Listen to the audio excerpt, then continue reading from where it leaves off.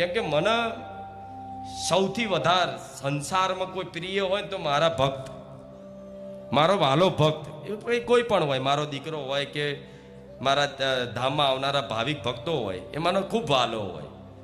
જો એને કોઈ અપરાધ કરે વાંક વગર અને એનું દિલ દુખાયું તમારા કોઈ શબ્દોથી, તો મારી મેરડીની લાલ આંખો એવી છે ને કે ખાલી આંખો બતાવું તો એ માણસ મરી જાય.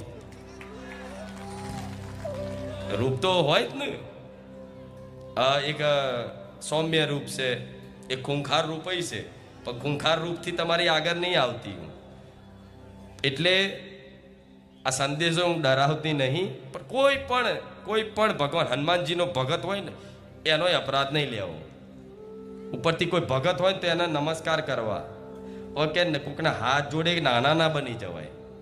જેવું નાના ના બની જાય, એની ભક્તિને પ્રણામ કરવાના. તમારે તમને એવું લાગે કે આ માતાજીનો ખૂબ સાચો ભક્ત લાગે છે, એના ભાવ ભક્તિથી, એની સેવાથી, તો તમારા મનથી મતલબ એમને પ્રણામ કરી લેવાના કે તમારી સેવાના, તમારી ભક્તિ સમર્પણને પ્રણામ છે મનથી.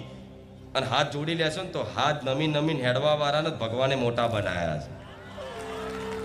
જેવું નીચું ગાલીને હેડવા વાળાને જ ભગવાને સર ઊંચું રાખ્યું છે. અને સર ઊંચું કરીને હેડવા વાળાના 10 માથા હતા ને તો મારા રોમે ઉતાર લીધા છે. સાચું ખોટું?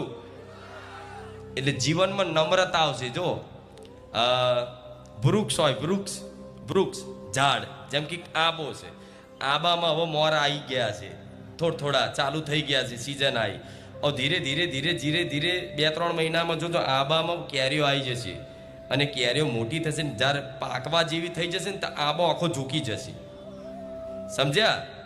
એટલે એ આંબો જો ફળ આપવા તૈયાર થઈ જાય ને ત્યારે ઝૂકી જાય છે. તો એ રીતે તમે જીવનમાં ભક્તિ કરશો અને એ ભક્તિ ફળ આપવા તૈયાર થશે જે દિવસ, એ દિવસે તમારી અંદર નમ્રતા આવી જાય, એ દિવસ માની લેજો કે હવે મારા ભક્તિનું ફળ પાકી ગયું ને આ નિશાની છે. આંબા પર કેરીઓ આવવાથી, ફળ આવવાથી આંબો આપે રૂપે ઝૂકી જાય. તો તમે સાચી ભક્તિ કરો છો, તમે સાચી ભક્તિ કરો છો અને તમારી ભક્તિ માતાજી સુધી, એના શરણ સુધી પહોંચે છે. એનું પ્રમાણ શું? પ્રમાણ તો હોવું જોઈએ કે માં તું મારી વાત સાંભળે છે કે નહીં? તું સાંભળતી હોય મને કંઈક પ્રમાણ હાલ.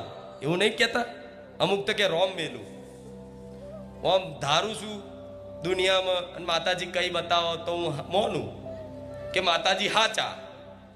એવું